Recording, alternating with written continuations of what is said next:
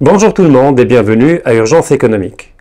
Après presque 2 ans de conflit en Ukraine, la cartographie énergétique mondiale a été totalement bouleversée. Le Rubicon ayant été notamment franchi lors de l'explosion du gazoduc Nord Stream 2, puisque l'Europe a été de fait obligée de s'orienter vers le GNL qui se retrouve devant un boulevard. Le Maroc ne peut pas rester impassible devant ces changements-là et beaucoup de pistes alternatives à l'énergie thermique sont en train d'être évoquées, notamment les énergies renouvelables, mais également l'énergie nucléaire. Pour en parler, nous avons le plaisir d'accueillir aujourd'hui quelqu'un que vous connaissez désormais très bien, M. Oussama Ouassini, qui est expert en supply chain et en intelligence économique. Oussama Ouassini, bonjour. Rebonjour. Rebonjour, effectivement. Vous êtes un habitué maintenant d'Urgence économique. Merci encore des invitations.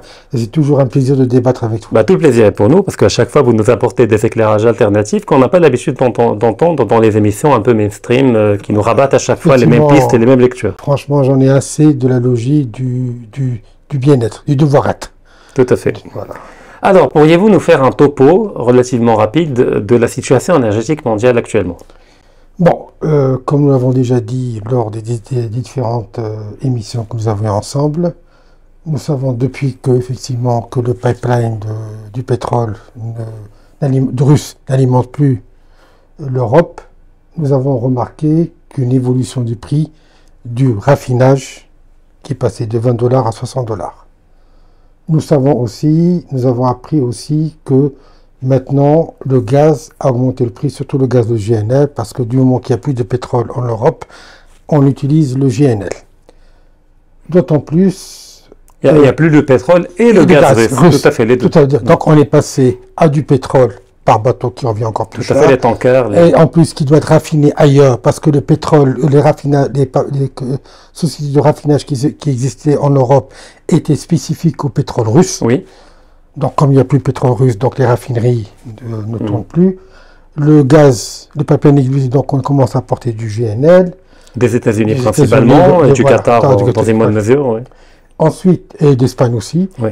Et on a commencé à développer aussi l'énergie renouvelable, les éoliennes, le soleil, etc. Le nucléaire est revenu à la charge.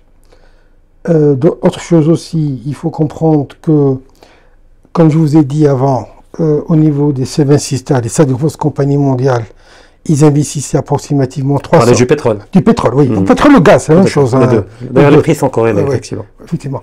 Donc, ils investissaient en moyenne 300 milliards de dollars par année entre les investissements de recherche de nouveaux gisements et l'exploitation de ces nouveaux gisements, alors que maintenant, ils n'investissent plus que 100 milliards, et ces 100 milliards, c'est quoi? C'est juste c'est de l'investissement pour aller chercher de nouveaux gisements.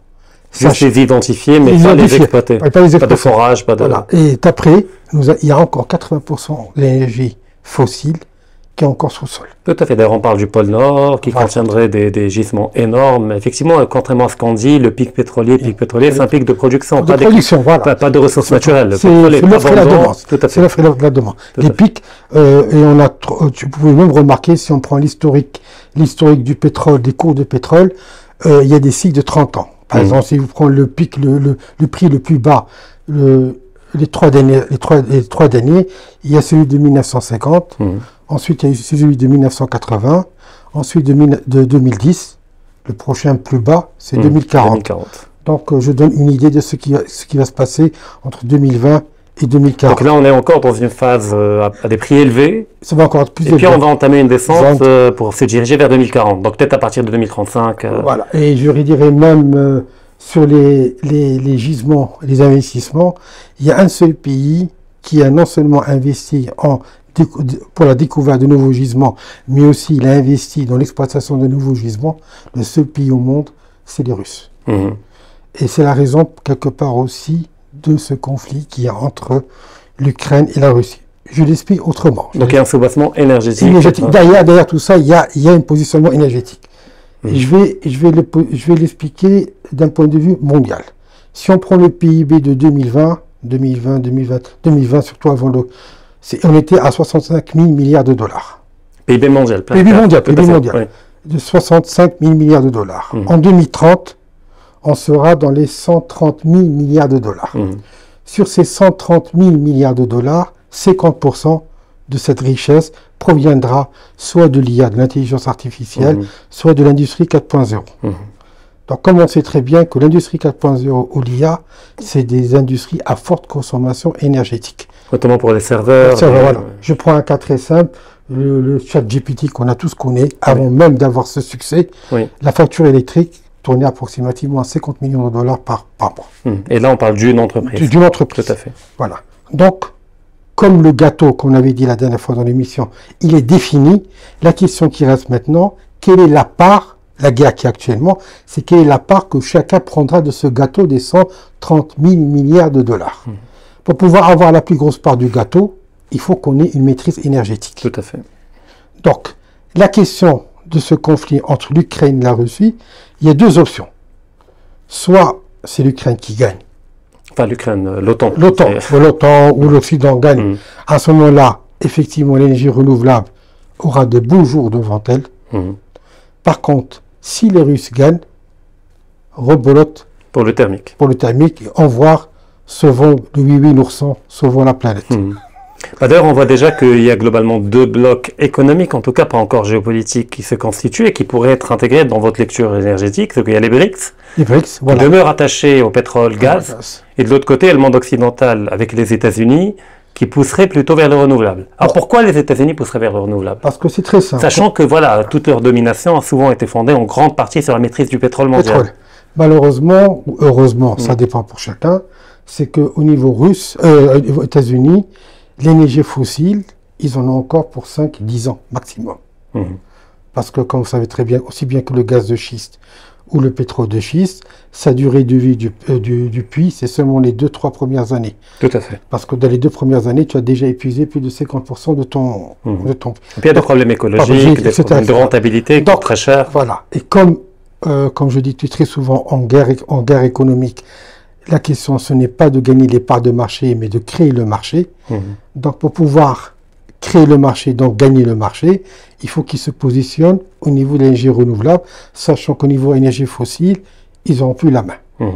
Donc, ils anticipent la perte, voilà. Et les plus gros gisements de pétrole qui existent actuellement dans le monde, qui n'ont pas été exploités, Russes, Iran, Irak, Brésil, et la côte méditerranéenne entre l'Égypte, la Syrie, Israël, pour le gaz Méditerranée orientale. Voilà. Donc, vous avez ce positionnement-là, et vous savez très bien, donc, celui qui détiendra ces gisements potentiels maîtrisera les 130 000 milliards de dollars de gâteau de 2030. Voilà. Comme le rappelle Charles Gave, l'économie n'est jamais que de l'énergie transformée. Donc, il n'y a pas d'énergie, il n'y a pas d'économie. Voilà. Et je prends très souvent un exemple. Je me rappelle très bien en 2019, je crois, j'étais invité chez le chef de gouvernement, c'était encore M. Othmani. Et j'avais pris pour exemple, je lui ai dit, parce qu'il cherchait à augmenter un peu l'assiette. Et moi, l'assiette fiscale. L'assiette fiscale. Oui. Donc, je disais, comme je vous disais, j'étais un jour invité en 2020 chez chef de gouvernement, c'est Othmani, pour pouvoir parler de l'augmentation de l'assiette fiscale. Donc, il y avait un partenaire d'excellents économistes marocains, très connu, et je faisais partie de ce panel. Et à un certain moment, on m'avait posé la question, et je leur ai dit, écoutez, comme dans notre religion, il y a 5 piliers, si vous voulez augmenter l'assiette, il faut qu'on devienne un pays industrialisé. Et pas très pays industrialisé, il y a beaucoup de piliers. Mais il y en a 2 qui sont obligatoires, l'énergie et la recherche et développement. Je lui ai dit au niveau recherche et développement, voilà, on les laisse de côté. Parlons de l'énergie. Et j'ai donné comme exemple, nous sommes le premier exportateur mondial de sardines. De boîtes de conserve. Oui. Nous exportons approximativement plus de 150 000 tonnes de sardines par an. Donc, vous savez, cette chaîne de valeur, comme très souvent on parle de chaîne de valeur industrielle et tout ça, cette chaîne de valeur, on ne maîtrise même pas 50%. Alors qu'on est les leaders mondiaux en termes de quantité exportée. Pourquoi? Parce que si on prend la conserve de poisson, la conserve de sardines, il y a la sardine bien entendu, la matière première on l'a, l'huile on a la tomate, le sel, la main-d'œuvre, etc. Mais la conserve, la tôle, l'aluminium hygiénique, nous on l'importe. Alors je me aurais dit, mais comment se fait-il, les entrepreneurs marocains ne sont pas aussi bêtes pour ne pas ouvrir une propre. Tout à fait, on est capable de le faire. On est capable, sachant Malheureusement, si on ouvrait une usine de fabrication des conserves de sardines, donc le procès de fabrication de cette conserve, de cette usine, que l'usine se trouve aux États-Unis, en Europe occidentale, en Europe de l'Est ou en Chine, le procès de fabrication est le même. Donc, et puis l'aluminium est le même, voilà, il est acheté au même prix. Le LME, le coût London il est coté en bourse. On va juste rajouter la transformation de la plus-value. Donc à ce niveau, les règles du jeu sont les mêmes pour tout le monde. C'est les mêmes quel que soit le pays. Mais malheureusement, si cette conserve est fabriquée au Maroc, nous coûtons 50% plus cher que celle qui est fabriquée en Europe, de l'Est, et 30% plus cher que l'Europe occidentale. Alors je dis, comment se fait-il? Main d'œuvre moins chère, les prix les sardines, là c'est sur place, il n'y a pas de transport et tout ça. C'est très simple. Comme dans tout process industriel, l'énergie joue un rôle. Et surtout, lorsque l'énergie dans un process de fabrication dépasse les 10-15% du coût de revient, l'énergie redevient un élément vital de compétitivité. Alors, vous imaginez en Europe, où le coût énergétique il est à 2 centimes de kilowattheure, alors qu'au Maroc, on est à 8 centimes de kilowattheure, c'est x4. Donc vous imaginez 15% de ton coût énergétique, c'est européen, c'est l'équivalent de 60% de ton coût énergétique au Maroc. Donc dès le départ, tu ne pourras jamais être compétitif. Parce qu'il y a un déficit de compétitivité au niveau énergétique, en amont. En amont. Donc comme j'ai dit, on ne peut pas se dire qu'on est un pays industriel tant que le coût énergétique n'est pas en dessous de 50 centimes de kilowattheure. C'est à ce moment-là qu'on commence à nous voir au niveau radar, un pays industrialisé. Donc maintenant, qu'est-ce qui se passe au Maroc? On est en train de subventionner le coût énergétique, oui, comme l'énergie renouvelable. D'ailleurs, on en vient au Maroc parce que j'aimerais mentionner le fait que le Maroc n'a pas attendu le conflit en Ukraine ou la crise actuelle pour entamer une réforme de sa politique énergétique, notamment avec le mix énergétique, pour dépendre un peu moins des énergies fossiles en introduisant une part de plus en plus importante du renouvelable. Alors, que peut-on dire du résultat? Peut-on faire un bilan déjà? Il faut comprendre une chose. La stratégie royale au niveau de l'énergie, en fait, le roi, dans sa vision, dès le départ, lorsqu'il est monté dans le trône, dans sa vision, il y avait 2 pôles. Le pôle logistique, l'infrastructure, le port. D'ailleurs, ça a révolutionné et la culture marocaine. Et l'énergie. Oui. Pourquoi? Parce qu'il fallait qu'on soit plus dépendant de l'oscillement des cours du pétrole et du gaz mondiaux. Donc, si demain, on pouvait avoir 30 ou 40% de notre énergie souveraine, disons qu'on peut la produire automatiquement, donc ça peut jouer un rôle d'amortisseur du coût énergétique au niveau. Par contre, l'industrie en tant que telle, comme l'automobile ou l'aéronautique, ce sont que des outils, en fait, pour développer ce marché qui est la logistique des ports et développer l'énergie. Aujourd'hui, si c'est l'industrie automobile ou l'industrie aéronautique ou autre, mais demain, ça peut être autre chose. Ça peut être l'intelligence artificielle, ça peut être l'industrie 4.0, etc.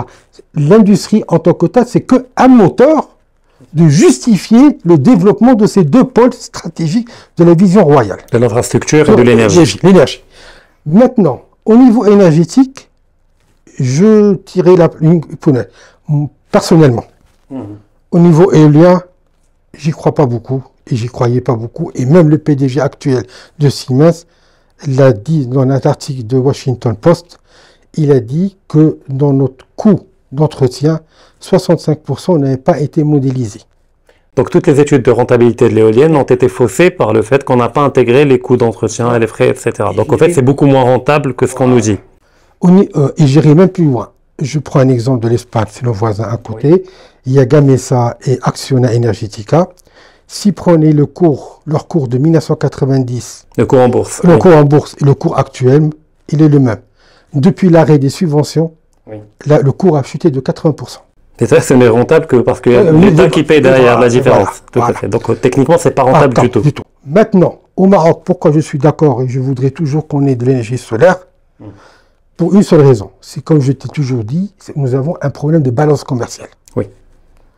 Et je voudrais que le développement de l'énergie solaire se développe au Maroc, parce que je sais qu'au niveau de l'utilisation d'habitation ou de services, nous pouvons facilement diminuer notre dépendance de 30%. Tout à fait, surtout que la facture énergétique est la facture la plus élevée en termes de devises. Donc, Donc pour moi, le solaire reste un domaine rentable et surtout dans le cadre de notre balance commerciale. Pour alléger un peu le déficit. Voilà. Mais vous dites qu'il peut être intéressant au Maroc, autant pour la production électrique globale, pour le réseau, que pour les particuliers.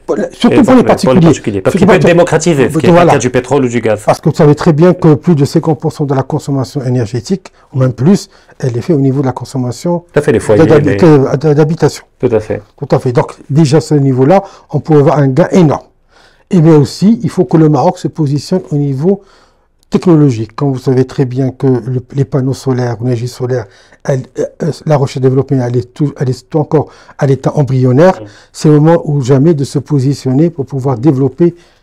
Surtout qu'il y a une grande marge de rentabilité qui peut être dégagée par de la recherche et développement, etc. Aujourd'hui, je crois que les leaders, c'est les Chinois au niveau des Les Chinois détiennent 80% au niveau des panneaux solaires, au niveau des matières premières et même au niveau des processus, même des chips. D'accord. Donc ce que vous dites, c'est que la politique énergétique menée par le Maroc depuis des années est bonne dans ses fondements, ses visions et ses objectifs. Vous recommandez juste d'axer davantage sur le solaire et un peu moins sur l'éolien. Et de passer, si c'est possible, sur le nucléaire. Alors oui, alors ouvrons cette brèche du nucléaire. Alors on sait que c'est un club très fermé. Oui. Des pays qui maîtrisent, je ne parle pas de l'armement, je parle du nucléaire civil. Mais pareil, il y a un enrichissement de l'uranium, il y a des éléments très sensibles dans le domaine, ça peut être détourné militairement si on augmente le taux d'enrichissement. Donc c'est un club très fermé, les pays qui maîtrisent la technologie du nucléaire civil ne sont pas nombreux. Bon, il y a la Russie, il y a la France, il y a les États-Unis, etc. Peut-être même la Chine aujourd'hui, je ne sais pas si elle exporte cette technologie ou pas. Alors, est-ce que là, on n'est pas en train de quitter un peu le champ énergétique pour aller vers le champ géopolitique? C'est-à-dire que est-ce que les pays qui maîtrisent ces technologies pourraient accepter que le Maroc développe le nucléaire civil? Si, parce que tout simplement, je reviens toujours au gâteau. Maintenant, si un pays, des gros pôles occidentaux ou BRICS veulent une grosse part du gâteau, il faut avoir le maximum d'alliés. Oui. Alors le Maroc qu'à faire jouer la rivalité entre l'Occident et les BRICS, au plus offrant. Surtout, je vous ai dit tout à l'heure, je reviens. Cette guerre en Ukraine donnera le là. Je répète pourquoi. Je vous ai dit, je peux vous garantir que d'ici 2040, que l'Ukraine gagne ou que la Russie gagne, le pétrole oscillera entre $100 et $300, une moyenne de $200. En tout cas, dans la moitié du monde, non BRICS. Non BRICS. Chez les BRICS, ça sera toujours $60. Pourquoi? Et même, je dirais même plus loin, même au niveau oriental, les pays orientaux, que ce soit l'Arabie Saoudite, ou l'Irak, ou les Émirats, ou Qatar et tout ça, ils seront gâtés d'avoir des cours à $100 et plus. Ça leur permettra d'avoir une marge, bénéficiaire majoritaire qui pourra d'aller plus vite dans le développement d'autres activités économiques. Déjà, ils commencent à réduire leur volume d'exportation. Il y a l'Arabie Saoudite et la Russie qui viennent de le faire dernièrement. Donc effectivement, ils font tout pour maintenir le prix du baril à un niveau élevé. Donc le nucléaire ne posera pas de problème dans un schéma de rivalité. Mais maintenant, si on devait faire une juxtaposition entre ce qu'on a dit par rapport à la situation mondiale et de l'autre côté, la politique menée par le Maroc depuis des années. À quoi doit s'attendre le Maroc? Alors on a parlé du GNL, on a parlé du nucléaire, on a parlé du pétrole. Alors que devrait faire le Maroc pour se positionner par rapport à tout ça? Et à quoi doit-il s'attendre? Moi, un peu de prospective. Voilà, prospective, bien sûr. Moi, ce qui me fait peur, c'est les 20-30 années à venir. J'ai peur que si le Maroc, et je réinvite au gouvernement de rouvrir la Samir, on ne va pas venir cracher sur les $40 de raffinage.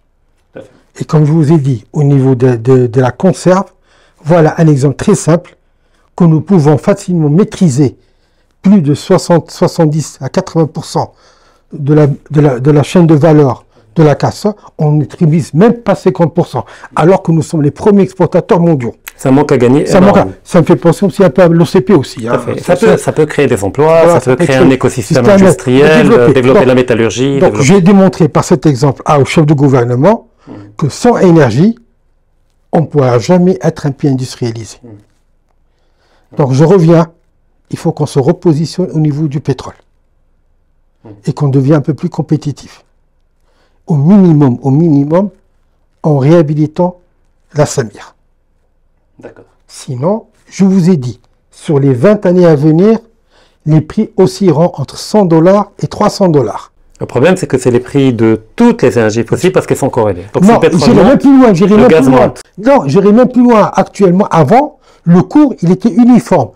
L'ensemble des pays, ils avaient le cours qui était coté en bourse. Tout à fait le même. Maintenant, il y a deux cours. Il y a le cours des copains. Oui, les BRICS. Et tu as le cours du reste du monde. Et là encore, le Maroc peut arbitrer entre les deux. Ouais, mais en gardant une relative neutralité. Mais ça sera difficile. Oui, de plus en plus compliqué. C'est compliqué. Au moins, garder la raffinerie, c'est garder une partie d'une souveraineté partielle. C'est ça ce qui m'intéresse le plus. Ce n'est pas... D'accord. Et aussi au niveau balance commerciale. 40 dollars de raffinage par baril, c'est beaucoup d'argent. Tout à fait. Et ça va devenir un déficit. Je n'ai peur que demain, que nos enfants, dans 10 ans, dans 15 ans, voient le père au chômage à cause d'une mauvaise stratégie énergétique. Parce qu'on a raté un peu cette opportunité de faire un basculement intelligent. C'est ça ce qui me fait plus peur. J'ai peur que dans les 10 ans, dans 15 ans à venir, il y aura du monde au Maroc qui peut être entre chômage. Pourquoi? Parce qu'on ne sera plus un pays compétitif énergétiquement sur le marché mondial. Donc, ce que vous dites, c'est que si le Maroc n'entame pas au bon moment, c'est-à-dire maintenant, le virage énergétique qui permettrait, dans un horizon de 10-20 ans, de gagner en compétitivité énergétique, tous les efforts qu'on a déployés depuis des années en termes d'industrialisation pour l'automobile, l'aéronautique et différents types d'industries, vont être voués à un manque de compétitivité, pour ne pas dire une faillite globale, parce qu'effectivement, en amont, on n'a pas travaillé. Voilà, on n'a pas travaillé la question de l'énergie. C'est que l'énergie est là-bas. Parce qu'après, des conquêtes de marché, etc., ça peut se faire. Mais l'énergie, c'est structurel. C'est pas quelque chose que vous pouvez décréter en 1 an, 2 ans. C'est maintenant qu'il faut entamer ce virage. Je répète ce que je dis tout à l'heure. Si tu veux devenir un pays industrialisé, si vous ne maîtrisez pas le coût énergétique, et je dirais même plus loin, lorsqu'on devient un pays industrialisé, le coût énergétique dans ton process de fabrication dépasse les 15-20%. C'est énorme. Donc, en fait, donc 20% sur un prix qui est déjà dès le départ 4 fois plus cher que le plus bas, tu as 4 fois encore moins de chances d'avoir cette industrie. Tout à fait. Et là, moi, j'ai identifié 2 piliers pour rattraper ce retard dans ce que vous avez dit. Le premier, c'est la recherche et développement dans le renouvelable, dans le solaire notamment. Là, on peut dégager des marges énormes, mais on a des ingénieurs brillants, des chercheurs, on a toute la matière grise qu'il faut, il n'y a pas de problème. Non seulement on en a, mais malheureusement, on la perd par l'hémorragie, comme on dit, intellectuelle, etc. Le deuxième pilier de compétitivité, c'est la SAMIR, c'est-à-dire la raffinerie qui permettrait de vendre les produits dérivés du pétrole à des prix beaucoup moins chers pour l'industrie, pour les automobiles, pour la production électrique, etc. Qu'en est-il du gaz? Quel levier pourrait-on avoir au niveau du gaz? Attends, j'irai même plus loin. Dernièrement, je viens de lire un article au niveau de l'OPEP. Vous savez que la production actuelle mondiale du pétrole, c'est pour une consommation journalière de 100 millions de barils par jour. Actuellement, on tourne à 102 millions de barils par jour. C'est-à-dire plus que la capacité de production. C'est-à-dire que nous sommes actuellement en train de pomper dans les réserves mondiales. Oui. Alors, lorsque je suis allé chercher ces 2 millions de barils de plus par jour, pourquoi, d'où viennent? Tu as une idée? C'est grâce ou à cause de l'énergie renouvelable.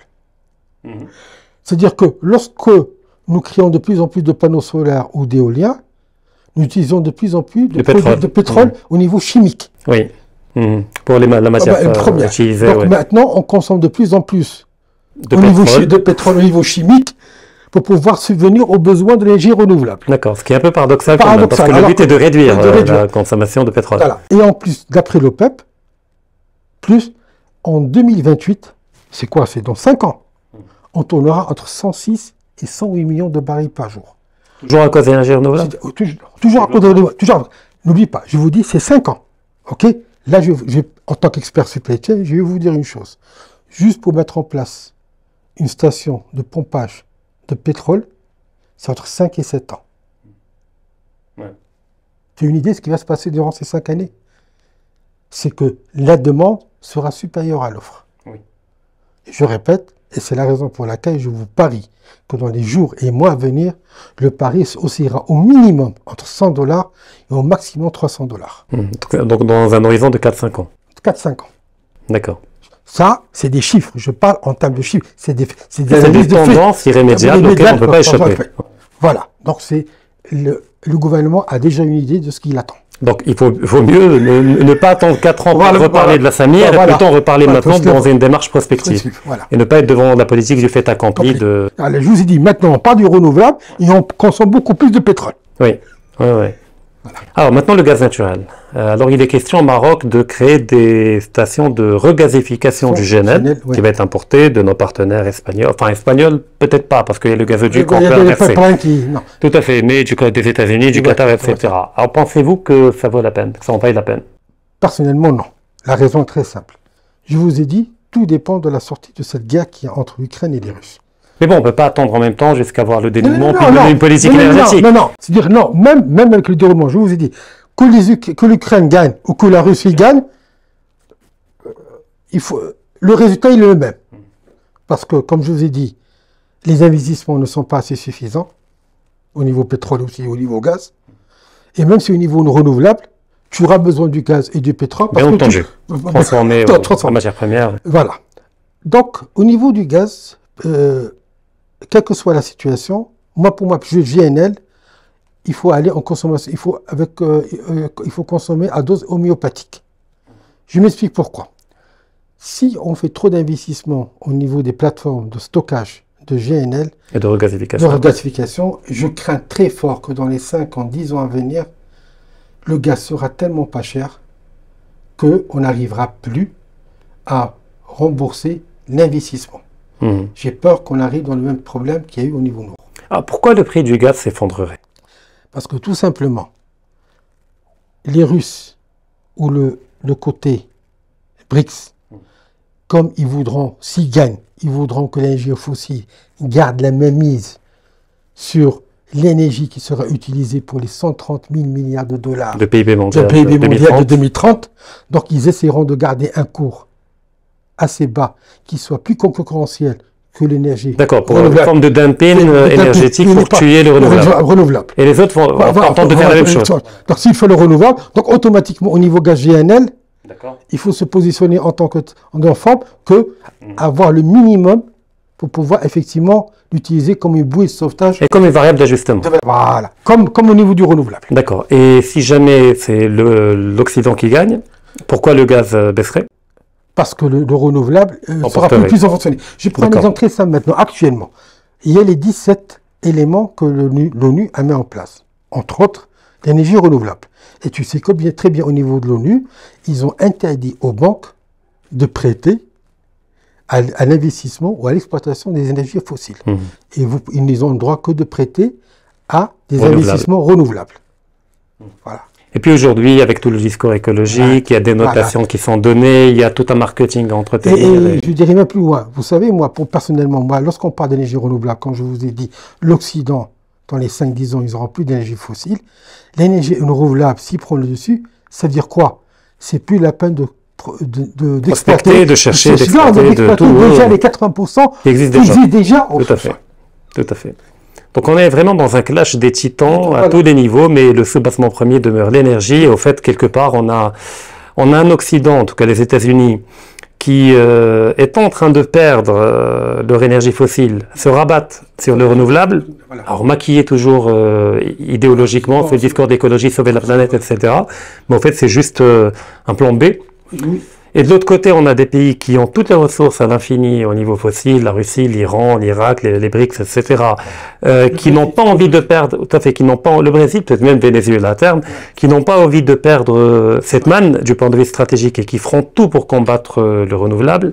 Et le Maroc qui, pour l'instant, on dira rapidement, n'a ni l'un ni l'autre, ou a un peu de l'un, un peu de l'autre, doit intégrer dans sa stratégie énergétique les deux scénarios simultanément. Voilà. D'accord. Donc, pour revenir à ce que vous êtes en train de dire, donc le Maroc doit se positionner. Et j'invite à ce que la raffinerie, la Samir, rouvre. Je vous répète, en termes de compétitivité, la première compétitivité est une compétitivité énergétique. On ne peut pas demain dire que nous sommes un pays industrialisé alors qu'au niveau énergétique, on n'est pas compétitif. Bon, pas de combat. Le vrai combat est énergétique. Tout le reste peut venir après. De Voilà. toute façon, dès qu'on est compétitif énergétiquement, il y a tous les capitaux qui viennent. Et Sa Majesté l'a très bien, dès le départ. Je vous dis, au début, je n'avais pas compris, j'avais pas assimilé cette finalité de la vision. Sa Majesté a bien compris. Pour lui, il y a deux choses. C'est la logistique et l'énergie. Et l'énergie. Tout le reste viendra. Le reste, le milieu, l'industrie, ça viendra automatiquement. Quand vous offrez les facteurs de compétitivité, c'est-à-dire la logistique optimisée, TGV, port Congénède, port de Dakhla prochainement, et l'énergie. Automatiquement, le reste. Alors que malheureusement, les gouvernements se sont focalisés sur les industries. Oui. Ils ont mis la charrue devant les bœufs. Voilà, les charrues devant les bœufs. Alors que non, la vraie stratégie, c'est avoir notre indépendance aussi bien au niveau logistique et énergétique. Tout à fait. Le reste, c'est viendra naturellement. Le reste, c'est le marché qui le fera. Voilà. Il faut juste laisser les acteurs privés profiter des avantages compétitifs. Voilà. Autant les acteurs privés étrangers, internationaux que marocains, et ça montera tout naturellement. Oui, vous voulez ajouter quelque chose avant de conclure? Conclure, voilà, je répète, j'ai pas envie que dans 10 ans, dans 15 ans, les gens qui sont en train de travailler se retrouvent au chômage. En raison de choix inadéquats au niveau énergétique. D'accord. Ça, c'est mathématique. Merci infiniment. Un grand plaisir. Encore une fois, on a été surpris par la fraîcheur des idées que vous proposez et par une lecture prospective qui malheureusement fait défaut. Je ne sais toujours pas pourquoi, parce qu'on n'a pas peut-être les bons think tanks, parce que c'est un état d'esprit peut-être au jour le jour, mais en tout cas, c'est toujours rafraîchissant d'avoir une lecture prospective qui arrive à identifier une multitude de scénarios et de positionner le Maroc par rapport aux scénarios. Ça fait maintenant plus de 5 ans, bientôt 10 ans que je fais dans l'intelligence économique. Et j'ai tellement eu une certaine maturité au niveau de cette intelligence. Je vais vous dire une chose, c'est quoi la différence entre une guerre et une guerre économique? La guerre économique ne connaît pas de répit, il n'y a pas de trêve, il n'y a pas d'armistice, et elle investit tous les champs. Écoute-moi, cher. Oui, on n'a pas forcément de morts. Une guerre, tous les deux parties, ils ont des morts. Oui. En guerre économique, lorsque tu cibles ton truc, l'essentiel, c'est de créer plus de chômeurs et de rendre les gens indépendants. Oui. Donc, si les gens deviennent dépendants, donc tu crées une fracture sociale. Et lorsque tu as une fracture sociale, à ce moment-là, au niveau du pays, tu peux faire dessus ce que tu veux. Tout à fait. Et tu peux même créer des morts. Voilà. Indirectement. Par la faillite de l'hôpital, de l'éducation, de beaucoup de choses. Donc, il faut toujours voir que le problème énergétique, c'est une guerre économique. Tout à fait. Ça m'a aussi merci infiniment encore une fois. Je remercie également nos fidèles spectateurs et auditeurs qui nous suivent régulièrement et je vous donne rendez-vous la semaine prochaine pour un nouvel épisode d'Urgence économique.